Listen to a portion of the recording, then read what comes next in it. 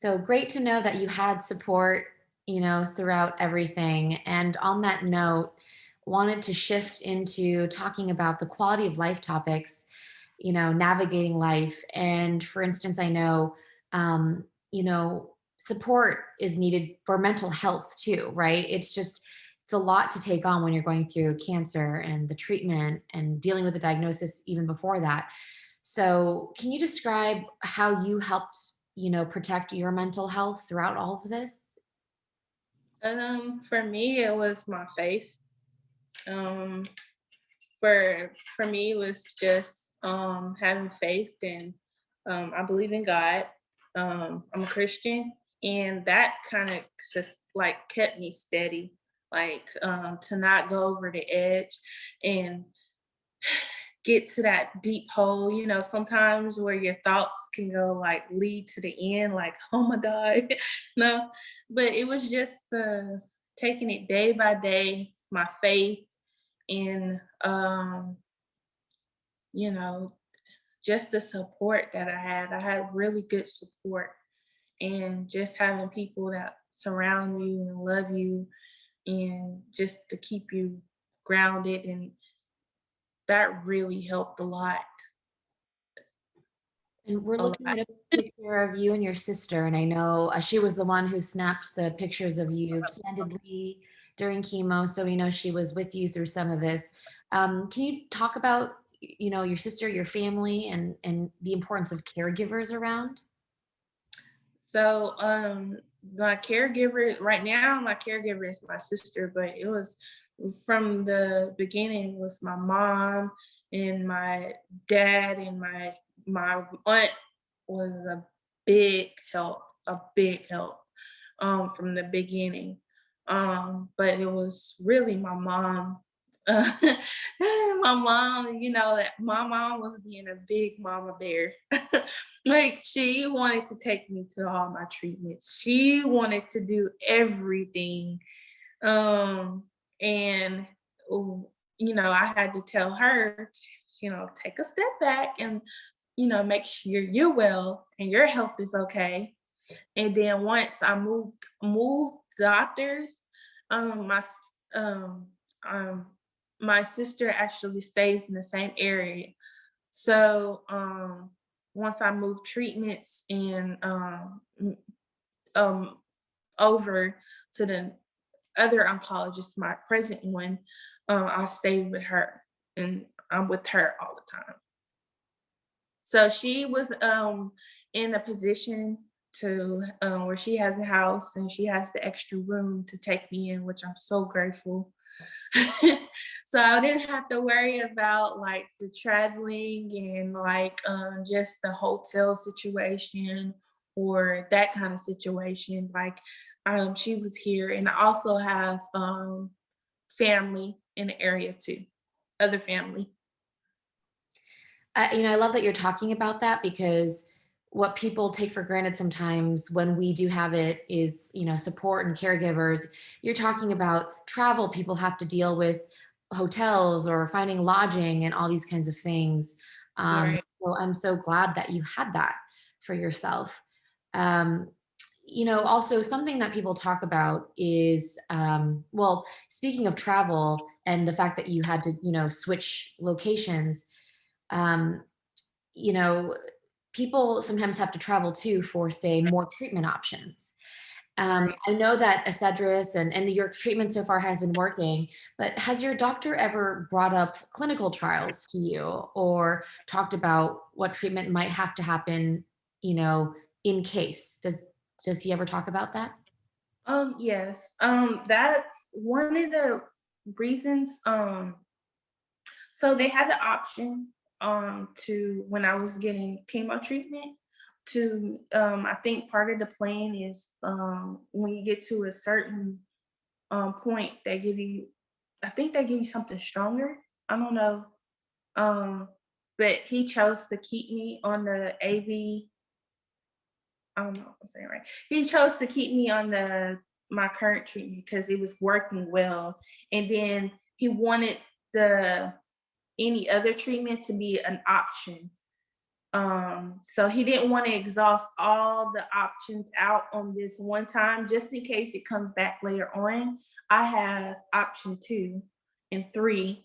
So that was a big thing. So if it ever come back, I have the option to do um I forgot how to say it. I think it's B cup. It's another thing, and then I would have to do probably the stem cell. That those are all the options that I will still have Right, later on. So right. that's one of the reasons why he wanted to do the Etcetras, to kind of make sure it's treated and gone. And then if it ever comes back, I have other options later Yeah, on. that's really important is to know sort of the path to take that will maximize your number of options just in case for later. Acedrus and all other sorts of new treatments, they have to go through an approval process, and part of that is clinical trials. So we're hearing a lot about clinical trials, which, you take part and see, how different treatments work.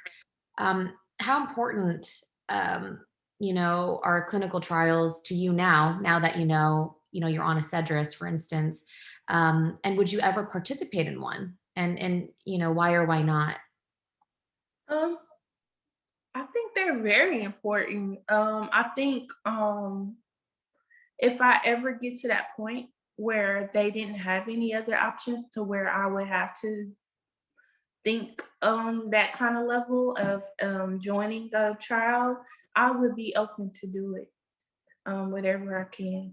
Whatever I can to be, cured and treated, or not cured, but in remission again.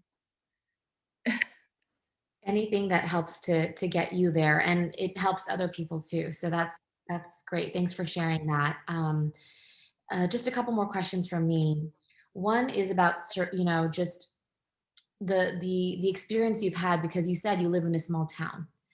Mhm. And, as we know, there are a lot of different kinds of hospitals and healthcare providers, but there are like major ones, like academic institutions, and then there are ones that are smaller in rural areas, community hospitals. Um, just, I guess, what's your experience been? You talked a little bit about it, like being in a small town and how you liked going farther away to a bigger center. But yeah, just what goes through your head when you're thinking about these different experiences and what you look for in treatment? Um, well, it's a big question of healthcare. Like, do you have health insurance? That's a big, huge thing. Before I got sick, before the 2020, before the pandemic, or before we were in a stay home order, let's say it like that, um, I didn't have any health insurance.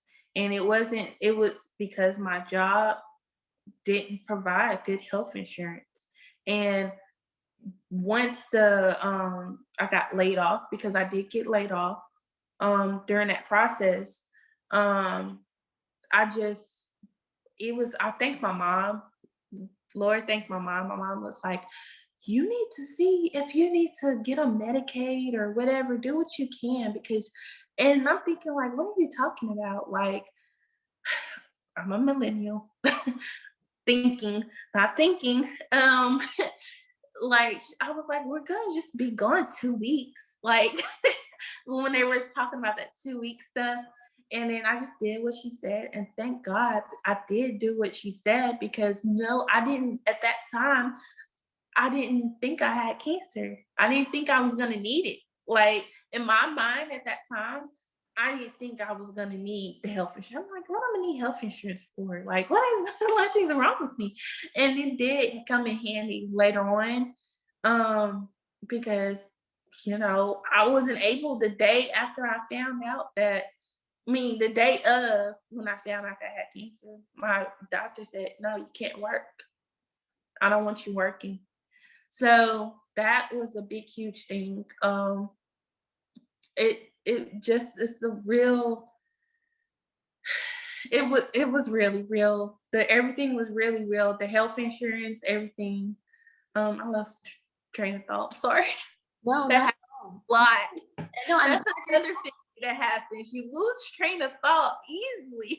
Emo brain, I totally get it. I still have it a few years later, so at least that's what What I was I saying? No, you are good. You're bringing up really important points actually too, just about the issues of health insurance and working, and people have to deal with so much as they go through Yeah. this. But I am curious, just like the question was just about the smaller hospital in the community versus the Oh, larger. yeah. I'm sorry. Okay. So when of course I live in a smaller area, but in that area there's hospitals.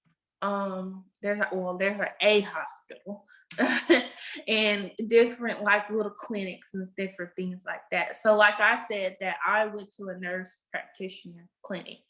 It was their doctors, well, they have license to treat patients, individual patients, and that's what I went to. And then from the bigger area that I went to, they had multiple hospitals, and I was able to get treated at an actual hospital. So it's a big difference. And then moving from the the smaller areas, they kind of know, and they're limited like on things like that. Like you can probably still get treatment there, but you you will want to get the best care you can get, and that's not it. So the bigger areas attract the doctors that know more or have more experience and different things like that.